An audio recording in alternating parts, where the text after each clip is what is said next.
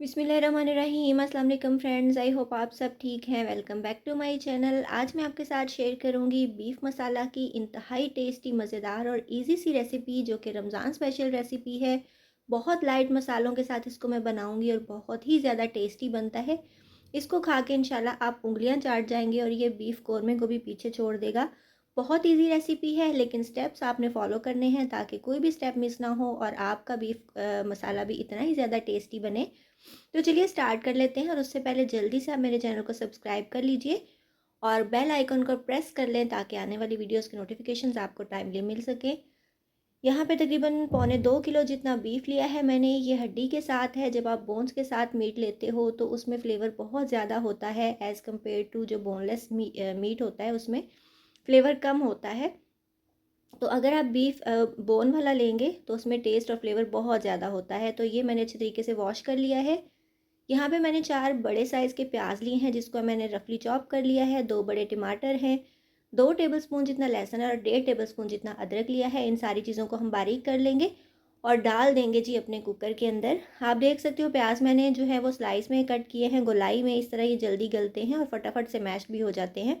अदरक लहसुन को भी बारीक करके ऐड कर लिया है। और टमाटर और प्याज हम मोटे ही डाल देंगे क्योंकि जल्दी से ये घुल जाते हैं, लेकिन अदरक लहसुन थोड़ा हार्ड होता है, तो इसलिए उसको मैंने बारीक चॉप कर लिया। पौना टेबल स्पून जितना इसके अंदर मैंने नमक ऐड किया है।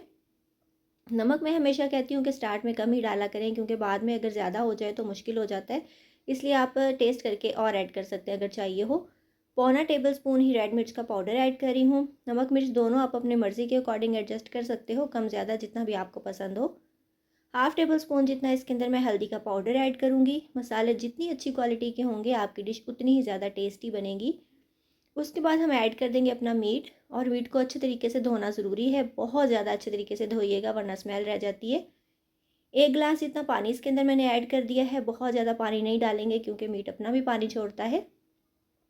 और एक छोटा सा टुकड़ा मैं दालचीनी का डाल दूँगी। बहुत ज़्यादा हम खड़े मसाले ऐड नहीं करेंगे क्योंकि ये रमज़ान स्पेशल रेसिपी है। तो रमज़ान में पता है कि आपको प्यास लगती है काफ़ी ज़्यादा तेज़ मसाले खाने के बाद। इसको 20 मिनट मैंने प्रेशर कुक किया और आप देख सकते हो माशाल्लाह बीफ हमारा जो है वो अच्छे तरीके से गल चुका था। मैंने चेक किया था। पानी जो थोड़ा सा बचा है इसको हम आंच तेज़ करके ड्राई कर लेंगे।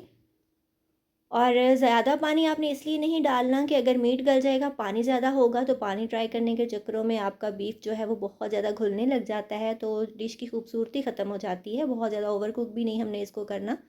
मोस्टली जो बीफ है वो 20 मिनट के अंदर गल जाता है।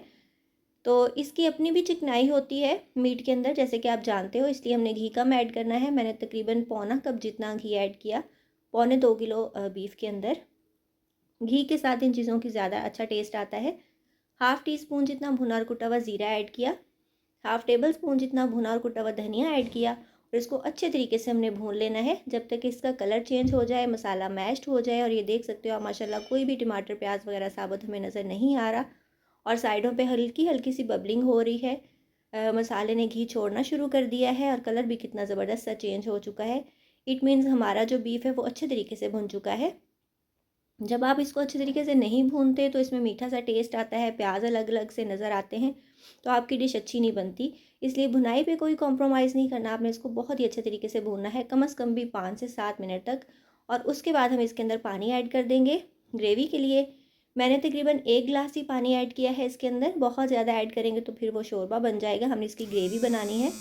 तो पानी ऐड करने के बाद हम इसको एक बार अच्छे तरीके से मिक्स कर देंगे और इसको हम दम लगा देंगे स्लो फ्लेम पे, कम से कम भी 10 से 12 मिनट तक।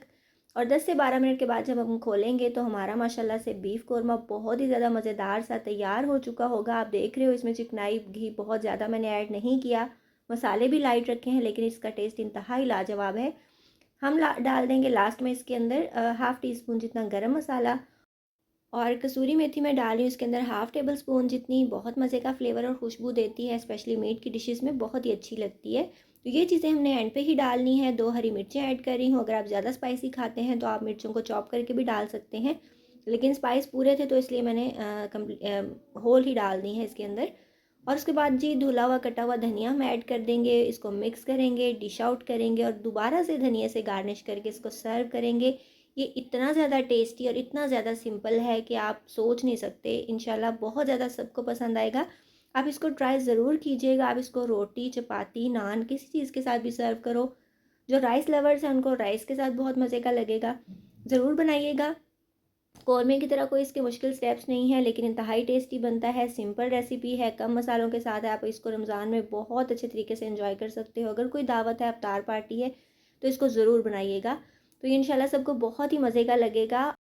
और ऑलरेडी मैं अपने चैनल पे mutton korma, beef korma, white mutton korma सबकी रेसिपीज़ अपलोड कर चुकी हूँ। अगर आप लोगों ने वो रेसिपीज़ नहीं देखी तो उनके लिंक्स आपको डिस्क्रिप्शन बॉक्स में मिलेंगे एंड स्क्रीन पे भी मिलेंगे, ताकि आपको देखने में आसानी हो।